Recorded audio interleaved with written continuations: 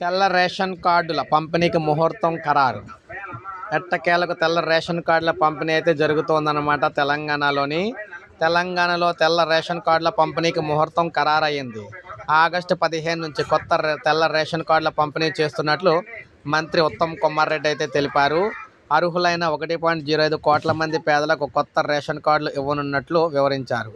August 15న సంగారెడ్డిలో CM Revanth Reddy చేతుల మీదుగా రేషన్ కార్డుల పంపిణీ కార్యక్రమాన్ని నిర్వహిస్తామని చెప్పారు.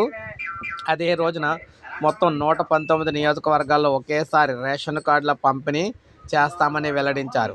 అర్హులైన ప్రతి ఒక్క కుటుంబానికి కూడా రేషన్ కార్డు అందిస్తామని చెప్పారనమాట. సో మొత్తంగా 1 కోటి రేషన్ కార్డులకు సంబంధించి 1.05 కోట్ల మంది పేదలకు కొత్త రేషన్ కార్డులు అయితే మనకి ఇస్తున్నారన్నమాట. అంటే 1 కోటి రేషన్ కార్డులు అయితే ఇప్పుడైతే ఇవ్వబోతూ ఉన్నారు. సో ఇది మనకు ప్రజెంట్ తాజా సమాచారం. ఇప్పుడే మనకు అప్డేట్ అయితే వచ్చింది. ఒక లైక్ చేయండి, సబ్స్క్రైబ్ చేసుకోవద్దు, మన ఛానల్ సబ్స్క్రైబ్ చేసుకోండి. ఆగస్టు 15 కొత్త రేషన్ కార్డులన్నీ కూడా రాష్ట్ర వ్యాప్తంగా పంపిణీ అయితే చేయబోతూ ఉన్నారన్నమాట, తెలంగాణ వ్యాప్తంగా.